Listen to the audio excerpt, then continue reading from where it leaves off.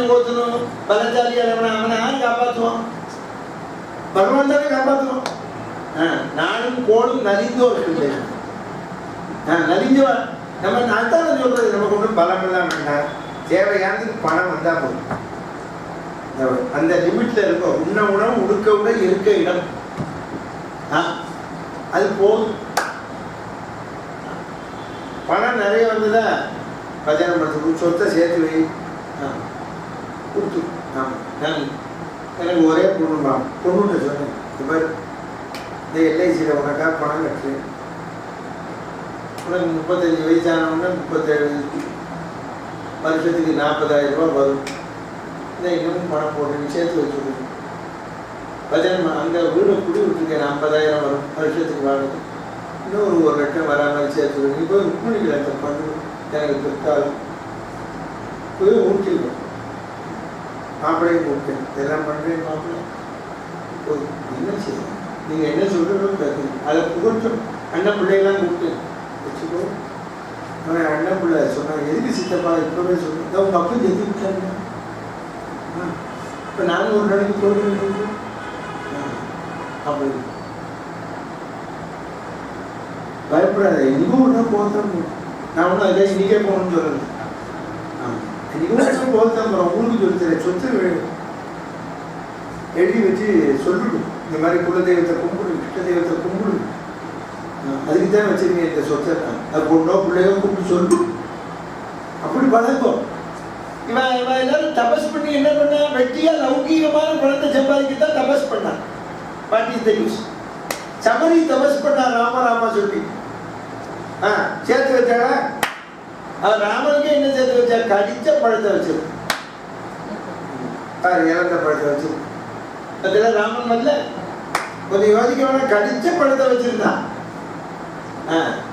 சபரி என்ன பெருச்சா மாளிகை கட்டி தபஸ் பண்ணிருந்தாளா? குடிச்சேல இருந்தா ராமான்னு ஜெபம் பண்ணி அவளை தேடிட்டு தானே போனான். இப்ப இவன் தபஸ் பண்ணி என்ன பண்ணியோ, கைலாய மலை பேச்சா தான் சீதை சொல்றான். ஒன்ன விட வாழ்ந்தவன் இரண்யகசிப்பு இரண்யாக்கின. என்ன வாழ்ந்தா, என்ன சௌக்கியமா இருந்தா, என்ன போல சௌக்கியமா இருக்கிறோம் உலகத்துல உண்டான்னு கேட்டா அதெல்லாம் என்ன பிரயோஜனம்? ஒன்று மட்டும் தெரிந்து கொள்ளுங்கள், பணம் சம்பாதிக்க வேண்டாம்னு சொல்ற, நல்ல மார்க்கத்தில் செலவழியுங்கள். குழந்தைகளுக்கு போட்டுக்கோ. துன்மார்க்கத்தில் செலவழிக்கப்படாது. துன்மார்க்கத்தில் செலவிட்டா கஷ்டம். ஆமா, துன்மார்க்கத்தில் நாம செலவழிக்கப்படாது. ராம நமோ ராம நமோ ராம நமோ ரகு ராம நமோ ராம நமோ ராம நமோ கிருஷ்ண நமோ கிருஷ்ண நமோ கிருஷ்ண நமோ ராதா கிருஷ்ண நமோ கிருஷ்ண நமோ கிருஷ்ண நமோ கிருஷ்ண நமோ ராதா கிருஷ்ண நமோ தாடகமர்தன ராம நமோ தாடகமர்தன ராம நமோ பூதகி மர்தன கிருஷ்ண நமோ பூதகி மர்தன கிருஷ்ண நமோ வாலி மர்தன ராம நமோ வாலி மர்தன ராம நமோ காளிங்க நர்தன கிருஷ்ண நமோ காளிங்க நர்தன கிருஷ்ண நமோ ராவண மர்தன ராம நமோ ராவண மர்தன ராம நமோ கம்ச மர்தன கிருஷ்ண நமோ கம்ச மர்தன கிருஷ்ண நமோ ஜானகி வல்லப ராம நமோ ஜானகி வல்லப ராம நமோ ருக்மணி வல்லப கிருஷ்ண நமோ ருக்மணி வல்லப கிருஷ்ண நமோ ராம நமோ ராம நமோ ராம நமோ ரகு ராம நமோ ராம நமோ ராம நமோ ராம நமோ ரகு ராம நமோ கிருஷ்ண நமோ கிருஷ்ண நமோ கிருஷ்ண நமோ ராதா கிருஷ்ண நமோ கிருஷ்ண நமோ கிருஷ்ண நமோ கிருஷ்ண நமோ ராதா கிருஷ்ண जानकीकान्तस्मरणे सदा सर्वत्र गोविन्दनाम संकीर्तनं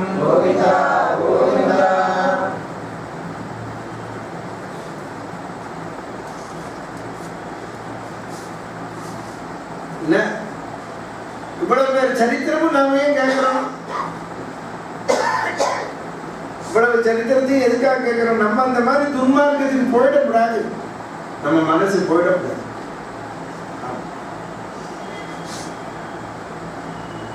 இப்படி நான் உபன்யாசம் பண்றதை பார்த்துட்டு வேற மதத்துக்கார ஒருத்தர் வந்தா பேரெல்லாம் சொல்லணும், நீங்க எங்க மதத்துல சேர்ந்துரும்போது இத்தனை கோடி தரும், இத்தனை லட்சம்.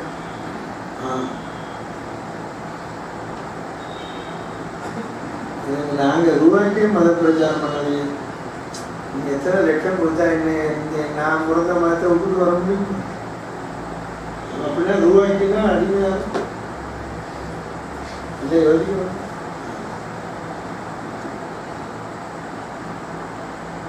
எத்தனை மகான்கள் வாழ்ந்திருக்க இந்த பூமியில. இப்போ கூட மகாபெரியவர் இருந்தார், புதுச்சேரியும் காஞ்சிபுரம் புதுச்சேரி. நான் போய் சேவிப்பேன். அவர் நினைச்சாருன்னா கொண்டு கொற்றத்துக்கு பிரதம மந்திரிலேருந்து தூரல்.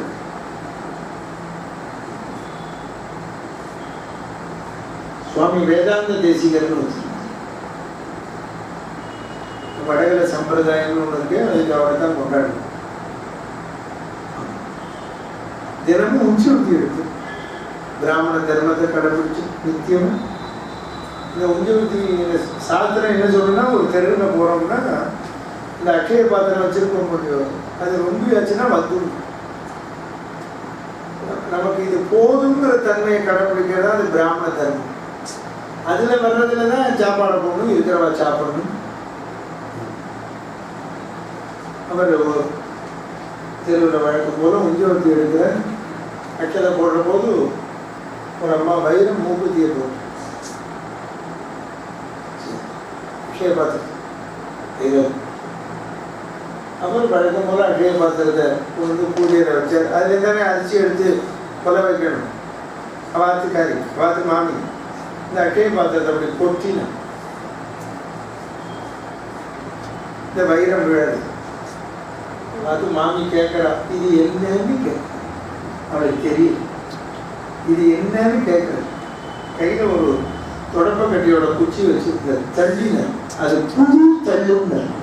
அப்படி தள்ளினார் பாருங்க, புழுன்னு புழுவா மாறி நெளிஞ்சு போச்சு. தெரியும் உஞ்சவர்த்தி தர்மம்னா இதை கையில நாங்க இப்படி அட்டைய பாத்திரம் எடுத்துக்கோன்னா ஆறு போடுறான்னு பார்க்க மாட்டோம், பாத்திரத்தை தான் நிறுத்துவோம். உபன்யாசத்துக்கு ஒரு மாமி கதைக்கு வந்தாருங்க, நாளைக்கு எங்க அதுக்கு சாப்பிட வரணும், நீங்க எங்க இருக்கு? நீங்க உத்தியோகத்துக்கு வரும்போது காலை நம்பி சந்தனம் ஞாபகம் இருக்கு. திரும்ப நம்ம பாட்டுக்கு போவேன், தாண்டிடுவேன். அவா வரலன்னா பின்னால துரத்தின்னு வந்தா போகணும். தர்மம் அதுதான். அதில் அபிலாட்டை வைக்கக்கூடாது. ஒரு பசுமாட்டோட ஒரு காம்புலேருந்து பாலை இழுக்கிற வரணும், அந்த பால் சொம்புற விழ நேரம் தான் ஒருத்தர் வீட்டு வாசல் நிற்கணும். வாசல அட்டத்தை போடுவான்னு நிற்கக்கூடாதுங்க. ஆமாம், இப்போ அதையே இப்போ எல்லாரும் பஜனை சீதா கல்யாணம் பண்ணுறேன், ராஜா கல்யாணம் பண்ணுறேன்னு போட்டு விட புறம் பாலை குடிக்கிறான்னு டீயை குடிக்கிறான். அது பேர் உச்சி விட்டு, அது பேர் அரிசி கலெக்ஷன். என் கூட உச்சி ஊற்றி வந்தால் ஓடணும். அவர் சீனிவாசன் பார்த்து சொல்லுவார், எனக்கு வயசை எடுத்து கொஞ்சம் மெதுவாக நடக்கும் அப்படின்னு. நீ நட எனக்கு முன்னாலே பாடிட்டு போகும், நான் வந்துடுறேன். எனக்கு பிடிக்க நான் பாட்டு போடுறேன். நமக்கு மனசு பக்தியில் இருக்கணும். இவா இன்னைக்கு 100 ரூபா போடுவா, அவன் இன்னைக்கு 500 ரூபா போடுவான்னு போச்சு மனசு. அப்புறம் அந்த மாதிரி கூட தேடி போகணும். இங்க முதியோரத்தில் தங்கி ஒருத்தர் இருந்தார், அவனுக்கு மாத்திரைக்கு பணம் வேணும்னு நான் கேட்பான். ஒரு 50 ரூபா கொடுங்க மாத்திரை வாங்கணும். அதான் உத்தியோகத்துக்கு கூட வருவோம் பையன் எடுத்து. ஆமா, ஒரு 50 ரூபா வாங்கணும். ஓ எதுல மாத்திரை என் கூட உத்தியோகத்துக்கு விஞ்ஞானத்துக்கு வர யாராவது 50 ரூபா நோட்டு போட்டால் உங்களை கொடுத்துருவோம். அவனே சொன்னான், என்னம்மா நீங்கள் இந்த ஒரு தெரு தான் போகிறேன், அங்கே அந்த அபாத்தில் 10 ரூபா போடுறேன், அதை கரெக்டாக நோட் பண்ணிடுங்க. அபாத்தில் அரிசியோட 10 ரூபா போடுறா, இன்னும் 10 ரூபா போடுறா, மொத்தமே தினம் 20 ரூபா தான் வருது.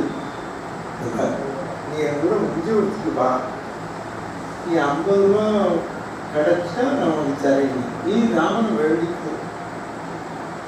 நம்ம இன்னும் 2 தெருக்கு போகலாம், போக மாட்டேன், நான் இந்த ஒரு தெரு தான் வருவேன், நீ அதனால பையன் எடுத்துன்னு வா, ராமன் கொடுப்பான்னு.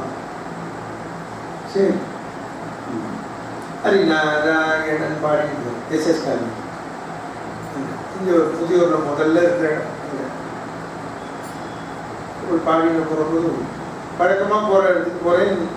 அங்கே ஒரு மாமி அட்டதையோட 10 ரூபா போடுவா, இன்னொரு மாமி 10 ரூபா போடுவா. இன்னொரு கரெக்டாக நோட் பண்ணதை நான் அன்றைக்கி தான் பார்க்குறேன். நான் ஆறு போடுறேன்னு நமக்கு தெரியல, நான் சொன்னது கரெக்டாக தான் இருக்குது, 10 ரூபா போடுறேன். அப்படி ரவுண்ட் அடிச்சுட்டு வரேன். அவனுக்கு இன்னும் 50 ரூபாய்க்கு வள்ளி, இன்னும் 30 ரூபா உதயாது. நம்ம அந்த தெருக்கு போகலாம். ஒரு பார்வை பார்த்தேன், சத்தம் போடாமல் வாங்க பாடின்னு போனேன். சரிங்களா, நான் இவன் பக்கத்தில் கூட வரணும்னு எனக்கு இந்த அட்சதை வாங்கிறது பாடுறதே போயிடுச்சு. இவனால் நான் ராமனை பாடிட்டு போகிறேன். பத்ராஜல ராமதாசர் கீர்த்தனை இல்லை, ராமா 50 ரூபா கேட்கணும். எனக்கு மனசு 50 ரூபா இருந்துச்சு. நீ ஏதாவது கிருப பண்ணு ராமா, பரம கிருபாலும் அப்படின்னு மனசில் தியானம் பண்ணிட்டு போகிறேன். அங்கே உபன்யாசத்துக்கு சேதுபதி ஸ்கூலுக்கு வர ஒரு தம்பதிகள் ஞாயிற்றுக்கிழமை உஞ்சவதி எடுக்கிறேன்னா அடுத்ததை போடணும்னு ஏதோ ஒரு தெருவுலேருந்து ஸ்கூட்டரில் வர. ஸ்கூட்டரில் வந்து நான் அப்படி திரும்ப இடத்துல ஸ்கூட்டரை நிறுத்தி விட்டு அடுத்ததை போட்டு சேவிக்கிறான். சேவிக்கிற போது அவர் 2 50 ரூபாயை போட்டு நமஸ்காரம் சேவிச்ச உடனே பார்த்தேன். சிரிக்கிறான், நீ என்னதுக்குறா 2 தெரு போகணும் நீ பார்த்தியா அப்படின்னு. அவன்கிட்ட உடனே அந்த 50 ரூபாய் எடுத்து கையில் கொடுத்து போய் பஜனையை முடிக்கிறதுக்குள்ளேயே கொடுத்துட்டேன். ஏன்னா அந்த தேவத்திலையும் இருக்கணும். நீ ராமனை நம்பிட. உங்களுக்கு அதைத்தான் சொன்னேன், நமக்கு இந்த வருமானம் வருதா, இந்த படிக்க வச்சுருக்கோமா குழந்தை, இது போகணும், நம்மளால இதான் முடியும் போகணும். அங்கே ஒருத்தர் ஜாதகத்தை எடுத்துன்னு வராங்க. சாமி இந்த பொண்ணு பாடுங்க, என்ன பாரு, இந்த மாப்பிள்ளை 2 3 ஜாதகம் இதுதான் பொருந்தி இருக்கு, இதை சேர்க்காது. இந்த சமயம் அந்த வீட்டில் ரொம்ப பிடிக்க எடுக்கிறாங்க. அதான் ஜோசியன்ட்ட காமிச்சாங்க, அம்மா என்னை பொறுத்தவரை பொறுத்தலை, உனக்கு நம்பிக்கை வேற ஒருத்தர் தான் காட்டு. இந்த சமயம் கொஞ்சம் வசதியான இடம் எடுத்துட்டு போகணும். வசதி இடம்னா பொண்ணை கொஞ்சம் தள்ள போறீங்க. ஆமாம், அது பொருந்தலடா, ஆடல் விடுது. அப்புறமா நான் சொன்ன இடத்துல தான் பண்ணினா சௌக்கியமாக இருக்கு. அந்த பையன் அம்மாவமாக சம்பாதிக்கிறான். அவன் ஏற்கனவே பார்த்த இடத்த விட இப்போ அமோகமாக இருக்கு. மனம் அப்படி போகக்கூடாது. நல்ல பையனா, படிச்சிருக்கானா, குணமான பையனா, குணமான குடும்பமா பாரு.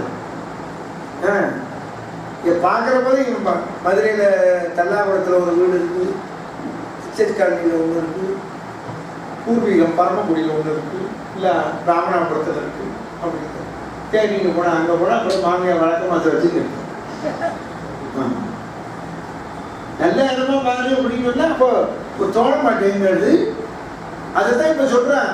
நீங்கள் ராவணனுக்கு இல்லை, திரும்ப திரும்ப சொல்கிறேன், நமக்கு தான் இவ்வளவு வசதி வாய்ப்பு வந்தவன் சீதா பிராட்டி காலில் விழுந்து எது கலரணும் தேவையற்ற விஷயத்துல. இப்போ அவனோட வாழ்க்கையை அவனே தானே முடிச்சுட்டான், இவனை யாரும் ஜெயிக்க முடியாது. அதைத்தான் பகவான் அந்தரியாமித்துவமா உள்ளுக்குள்ள இருக்காங்க. நாம் செய்கின்ற தவறு, நாம் செய்கின்ற குற்றம், பிறருக்கு தீங்கு இழைத்து நாம் வாழ வேண்டும் என்று எண்ணாதே சொல்றான். உன்னை விட வாழ்ந்தவன் இரண்யகசிபு, நீ இன்னைக்கு வாழ வந்திருக்க, நீ என்ன அவளை விடவா நீ சௌக்கியத்தில் இருந்த, நீ கேட்கிற அவளை விடவா நீ வந்த, என்ன சௌக்கியத்தை கண்ட நீ? இதைத்தான் எல்லாருமே தெரிஞ்சுக்கணும். என்ன சௌக்கியத்தை கண்ட? அடிக்கடி சொல்றேன், யாரு எவ்வளவு பெரிய ஆசாமியா இருந்தா என்ன, சார் யாரா இருந்தா என்ன, கோடீஸ்வரனா இருந்தா என்ன, பிச்சைக்காரனா இருந்தா என்ன, எல்லாருக்கும் ஒரு நாளைக்கு டைம்னு வச்சிருக்கானே. ஆறா இருந்தா என்ன, அதுக்கப்புறம் என்ன விளம்பரம் பண்ணிட்டா என்ன, எங்களோடு வாழ்ந்தார், ஆண்டு விழா, பிறந்த நாள், இதெல்லாம் சொல்லி என்ன முடியும்? பக்திமானா இன்னைக்கு தியாக பிரம்மத்தை சொல்றோம், மகானா வாழ்ந்தார். முசாமி தீட்சிதரை சொல்றோம், சியாமா சாஸ்திரிகளை சொல்றோம், மகான்களாக வாழ்ந்தவாளை சொல்றோம், புரந்தரதாசரை சொல்றோம். 9 கோடி சம்பாதிச்சான்னு சொன்னேன் நீங்க. அவரை விடவா நம்மளாம் இன்னைக்கு சம்பாதிச்சிட்டோம்? சம்பாதிச்சவங்க கூட எங்க இருக்கா? காலாகிரகத்தில் இருக்கா? காலாகிரகம் தெரியுமா? சம்பாதிச்சவங்க கூட ஜெயில இருக்கேன். எல்லாம் பெயில் கிடைக்குமான்னு திண்டாடி. நம்ம திரவியத்தினால் இப்ப கலியுகத்திலே பார்க்கிறோமே, திரவியத்தில் எத்தனையோ மகான்களா வாழ்ந்திருக்காரு. நரசிங்க காமராஜர் நாடர் வாழலையா? பாவம் சிதம்பரம் பிள்ளை இல்லையா? கற்கன் பொங்கூர்கார் அவர் நினைச்சாருன்னா எத்தனை ரூபாய் சேர்த்துருக்கோம். இந்த பஸ் ஸ்டாண்ட்ல நிற்கிறோம், ஆரோத்தர் கார்ல கொண்டு போய் விடுறேன், நீங்க இப்படி பஸ் ஸ்டாப்ல நிற்கிறீங்களே அப்படின்னு கொண்டு போய் விட்டார். அவர் விரும்பாதவர். அப்புறம் மறுநாள் பஸ் ஸ்டாப்புக்கு வரும்போது தன்னை யாராவது பார்த்துருவானு ஒரு புஸ்தகத்தை இப்படி வச்சுருக்கோம். காரில் கூட்டிட்டு போவார், ஸ்கூட்டில் கூட்டிட்டு போவார். பஸ்ல தர்மாஸ்பத்திரியில் கடந்த எம்ஜிஆர் வந்து அவர் ஸ்பெஷல் வார்டில் போட்டு கவனிச்சு. அவர் ஏதாவது விரும்பினாரா? சொல்லுங்க. உத்தமனாய் வாழணும். இப்போ நான் அவரை பற்றி கேள்விப்பட்டிருக்கேன். அவரோட பழக்கமா இப்போ எனக்கு அவரை சொன்னதுனால 1000 ரூபாய் தரப்போறா, அதுக்காக சொல்லணும். தர்மத்தை தெரிஞ்சுக்கணும். யாராலையும் நீங்க ஒன்னே ஒன்று எல்லாருமே சொல்றேன் தப்பா, இந்த காலத்துல இப்படி வாழ முடியுமா சார்? காலம் ஒன்றும் பண்ணாது சார். என்னத்தை சார் சாப்பிட போறோம்? என்னத்தை பங்களா ஊட்டி ஊட்டி கட்டினாலும் என்னத்தை பண்ண போறோம்? என்ன பிரமாமா செய்ய போறோம்? ஒரு திண்ணை அப்படி படுத்துட்டு போறோம். சொல்லு, நான் எத்தனை வசதியாச்சுக்கு துடிச்சேனே வயத வழியாக ராத்திரி 11 மணிக்கு. ஃபேன் குளிர்றது எனக்கு. ஃபேன் இல்லாமல் இன்னொரு ரூம்ல போய் தலாணி வச்சு உட்காந்து தாமரை, ஆமா என்ன பாவம் பண்ணேன்னு தெரியலையே அப்படின்னு நினைச்சுட்டு ஒரு நிமிஷம் நினைச்சேன். ஒரு புண்ணியம் பண்ணியிருக்கேன். அர்த்தராத்திரில ராமராமா சொல்ல வச்சு ராத்திரி பூரா ராமா ராமா ராமான்னு எனக்கு நிமிந்து கூட பார்க்க முடியல. அனுமாரையோ ராமரையோ ஏன்னா பாத்ரூம் வந்துட்டே இருக்கு. போயிட்டு போயிட்டு வந்து யாரை பண்ணீங்க? யார் நம்ம வந்து நம்ம வழியை வாங்கிக்க போறோம்னா நம்ம பண்ண பாவம் யார் வாங்கிட்டு போறேன்? இவர் போய் எனக்கு மாத்திரை தான் வாங்கிட்டு வந்தேன், வழியை வாங்கிட்டு போறேன்.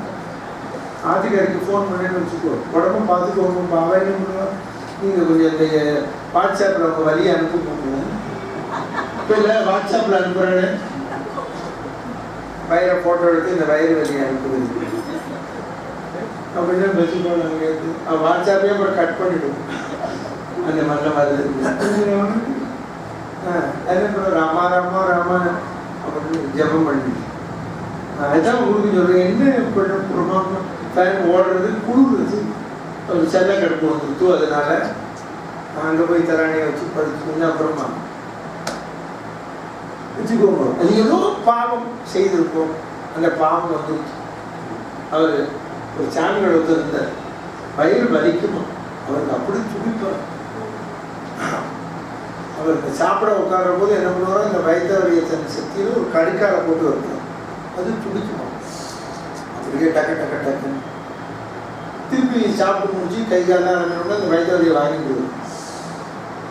இவர் இப்படி பண்ணுறதை பார்த்தோன்னே சிஷ்யம் கேட்டான், என்னத்துக்கு சரியாக இந்த வயிற்று வலியை கடிக்கா தலையிலே போட வேண்டியதான். இது ஏற்கனவே என்ன பாவம் பண்ணாமோ அனுபவிச்சுருக்கேன், இதையும் பண்ணினாலும் இன்னும் ஜென்மம் எடுக்கணும் அப்படின்னு தெரிஞ்சு சதா சர்வகாலம் ராமனை எண்ணணும் நமக்கு. அதுதான் நமக்கு தேவை. இந்த குழந்தைகளுக்கு பூட்டுங்கள். இன்னைக்கு 2017 ரொம்ப வருத்தப்படுது. இன்னைக்கு ஒரு பையனையோ பொண்ணையோ வளர்த்து ஆளாக்கி குடும்பத்திலே அவர்களை ஈடுபடுத்தி கொண்டு வந்து பக்தி மார்க்கத்துக்கு கொண்டு வந்து எவ்வளவு கஷ்டம் தெரியுமா? சமுதாய சிந்தனையோடு சொல்லுகிறேன். உங்க தயவு செய்து உங்கள் பொண்ணையோ பையனையோ பக்திக்கு ஊட்டுங்க. நமக்கு வேறு படிக்க வேண்டாம் சொல்ல, நல்லா படிக்கட்டும், நல்ல உத்தியோகத்துக்கு கொண்டு இல்லை வியாபாரம் பண்ணட்டும், என்ன வேணாலும் செய்யட்டும். சம்பாத்தியத்தை நமக்கு வந்து இத்தனை சதவீதம் குல தெய்வத்துக்கு, இத்தனை சதவீதம் இஷ்ட தெய்வத்துக்கு, அதுக்கப்புறம் ராமாயணம் நடக்கிற இடம், பஜனை நடக்கிற இடம் கொடுக்க சொல்லுவோம். நமக்கு என்ன உண்டோ அதை சாப்பிட சொல்லுவோம். அது போதும். எண்ணங்கள் சாதாரணமா இருக்கும். நம்ம என்ன இப்போ நம்முடைய மானத்தை மறைக்கத்தானே உடை, நம்முடைய உறுப்புகளை மறைக்கிறதுக்காக உடை வச்சிருக்கோம். வேற ஒன்று இதுக்கு எத்தனை ரூபாய் கட்டிட்டாங்க நாலு கேட்கப்போம். நான் சொல்லுவேன் அதுதான் எல்லாருக்கும் போட்டுங்கள் தயவு செய்து குழந்தைகளுக்கு. இல்லைன்னா இந்த மாதிரி ராவண மாதிரி கற்றுக்கொள்வோம். ஆமா, எவ்வளவு பெரிய பக்தி இருந்தா என்ன, எவ்வளவு பெரிய சொத்து இருந்தா என்ன, அடக்கமில்லைன்னு சொன்னால் அப்புறம் என்ன பிரயோஜனம்? பிறகு ஹிம்சை கொடுத்து நம்ம வாழக்கூடாதுங்கிற தர்மத்தை புகட்டுங்கள் குழந்தைகள். ஆமா, குழந்தைகளெல்லாம் கூட்டிடுவாங்க. இப்பெல்லாம் லீவு தானே, குழந்தைகளை கூட்டிடுவாங்க. தர்மத்தை கேட்க சொல்லுவோம். தர்மம் கிடைக்காது. இது வாழ்க்கை கல்வி. இப்போ நீங்க ஒரு வருஷமா ராமாயணம் கேட்க எல்லாரும் வரையிலே இது வாழ்க்கை கல்வி. ஏதோ ஜென்மாந்தரத்துல துளசியை போட்ட புண்ணியம் இங்க ராமாயணம் இருக்கு. இன்னைக்கோ போட்ட புண்ணியம் நம்ம இப்ப பாருங்க நாள் போயிட்டு. இன்னும் நாளையோட 97 நாள் தான் இருக்கு. நாள் ஓடுறது. அதனால தெரிந்து கொள்ளுங்க. தர்மத்தை தயவு செய்து உணர்ந்து ஆழிமழை கண்ணா ஒன்று நீ கைகிறவேல் ஆழியுள் புக்கு உகந்து கூட ஆர்த்தேரி ஊழி முதல்வன் உருவம் போல் நிகழ்த்து ஆழியன் தோருடை பத்மநாபன் கையில் ஆழி போல் மின்னி நலம்புரி போல் நின்றதென்று தாழாதே சாங்கம் உதைத்த சரமழை போல் வாழ உலகினில் பெய்தாய். நாங்களும் மார்கழி நீராட, இறந்தோர் நீராட